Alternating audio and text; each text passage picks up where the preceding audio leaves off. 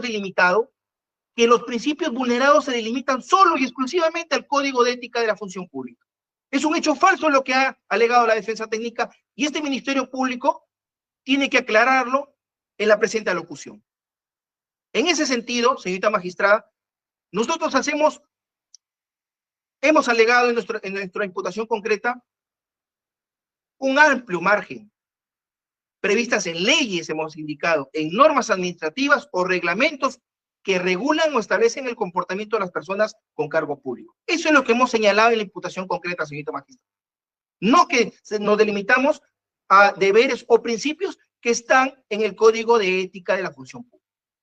Ahora bien, en la misma imputación concreta, hemos señalado que le brindó información privilegiada. ¿En el sentido de qué? De indicarle el monto que debía ofertar, el cual no debía ser mayor a 81 millones de soles, considerando que él como presidente regional sabía el valor presupuestado para dicha obra y atendiendo a las bases del concurso llevado a cabo por UNOX, no se había indicado el monto referencial de la obra. Como consecuencia del quebrantamiento de esos deberes propios de la función pública, repito, deberes propios de la función pública, le solicitó de manera directa, a cambio, un beneficio económico indebido consistente en el 2% del costo total de la obra. Ese es un hecho cierto, señorita magistrada, que debemos aclararlo para efectos de que usted tenga bien evaluarlo o merituarlo. En ese sentido, señorita magistrada, vamos a señalar lo siguiente. El delito de cohecho pasivo propio, es importante que sepamos que en el extremo de tipicidad objetiva tenemos varios elementos, pero en el que vamos a centrar la debida atención es respecto al sujeto activo. ¿Quién es el sujeto activo? Es el empleado que interviene en el proceso comunicativo corruptivo. Ese es el sujeto activo. Estamos ante un proceso comunicativo en su forma activa. ¿Por qué? Porque estamos, señorita magistrada, ante un modelo unilateral. Es un delito independiente en su forma, en su modalidad de solicitar. ¿Solicitar de qué? De manera directa. No estamos ante un proceso comunicativo en su forma pasiva, en donde el modelo es bilateral, en estricto, donde el verbo rector es aceptar o recibir. Aquí estamos ante la modalidad activa, en la modalidad de solicitar directamente. Ahora bien, respecto al apartado 1, Lomas de Hilo, ¿qué hemos indicado, señorita, en el fáctico? No está en discusión, y eso hay que dejar bien en claro, no está en discusión quién firmó o no el contrato 021-2013, de fecha 18 de diciembre de 2013. Eso no está en discusión, señorita magistrada. Lo que está en discusión es el fáctico que nosotros hemos precisado, que una vez que el acusado Martín Alberto Vizcarra Cornejo fue incisivo en señalar a Elar Tejeda Moscoso que la convocatoria de la licitación pública lo habían hecho sin indicar el valor referencial. También manifestó que en esa reunión que tuvieron el 5 y 6 de noviembre de 2013, le iba a brindar esta información, este dato privilegiado, y le señaló de manera concreta, según el fáctico, que el gobierno regional tenía un presupuesto asignado de 90 millones de soles, por todo concepto, el mismo que tenía que cubrir gastos de ingeniería, de supervisión, construcción de obra. Y en ese momento el hoy acusado, Martín Alberto Vizcarra Cornejo, le manifestó a Elar Tejeda Moscoso, tomando en cuenta que el monto presupuestado por el gobierno regional de Moquegua tenía, en este caso, asignado para la obra, era determinante, repito, era determinante para poder adjudicar el contrato del consorcio.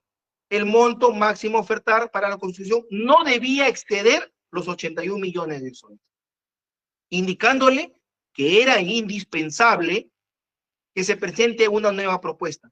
Y nosotros hemos señalado en la línea de tiempo hace un momento que efectivamente lo que hemos indicado en el fáctico lo podemos materializar, verificar objetivamente en la línea de tiempo que hemos precisado, señorita magistrada. No es que nos estemos inventando una fábula. Sí existen los hechos concretos respecto al hecho fáctico que es materia de imputación. Ahora bien, que posterior al quebrantamiento, posterior haber facilitado esta información privilegiada, ahí ya vulneró sus deberes funcionariales, señorita magistrada. Y estos deberes funcionariales los vamos a desarrollar más adelante. Posterior a ello, el Tejeda Mocoso, es cierto, informó, dice, asimismo indicó que terminada la evaluación por UNOPS, a él informábamos los resultados para realizar la adjudicación y no manifieste su no objeción. Pero lo concreto y lo neurálgico, señorita magistrada, es que él facilitó un dato privilegiado en su condición de presidente regional. Y esto es lo que se debe valorar.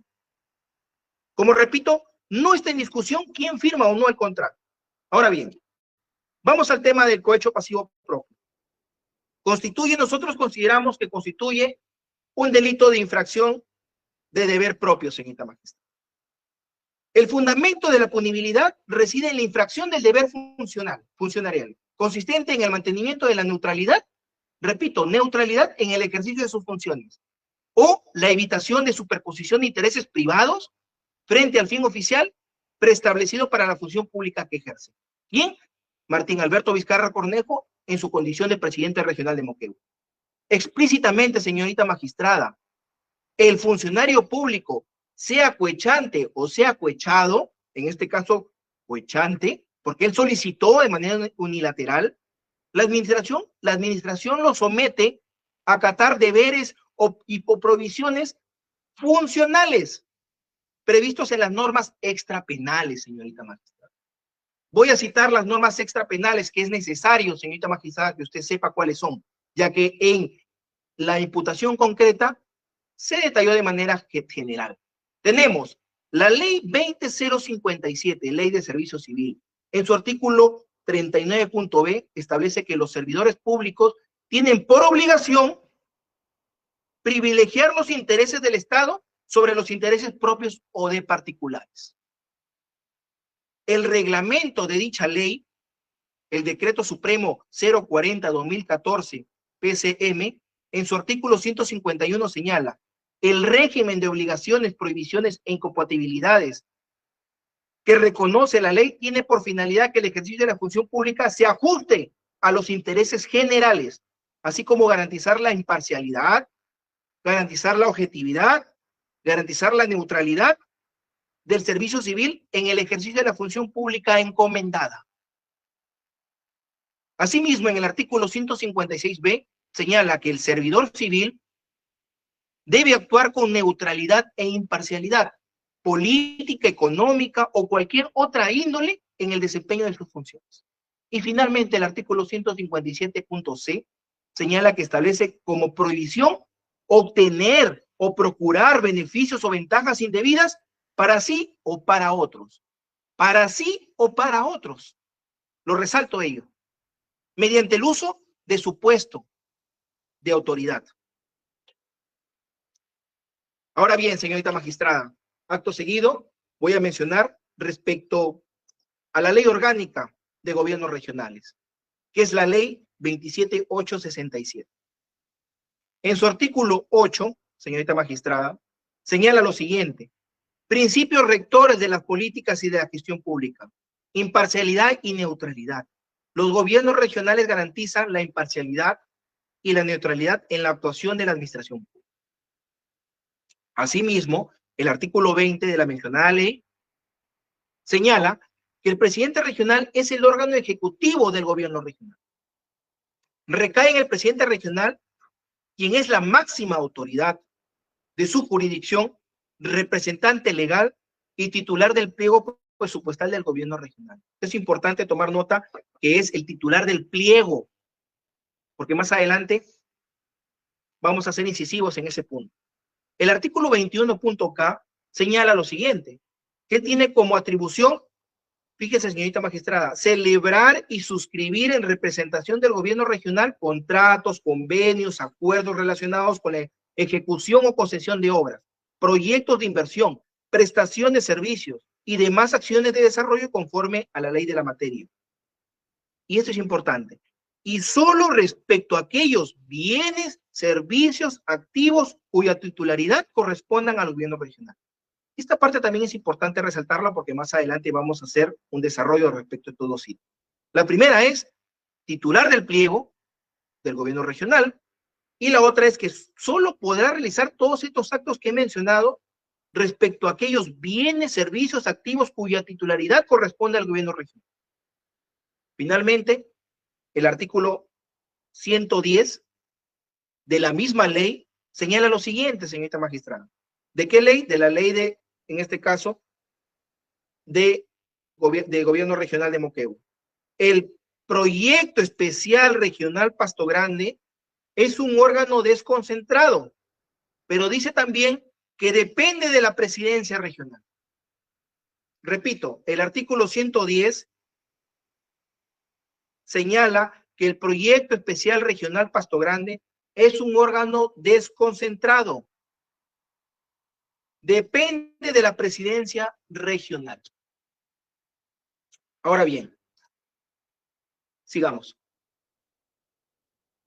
Es importante señalarle, señorita magistrada, que el acta extraordinaria 13 del 2013 del Consejo Regional de Moquegua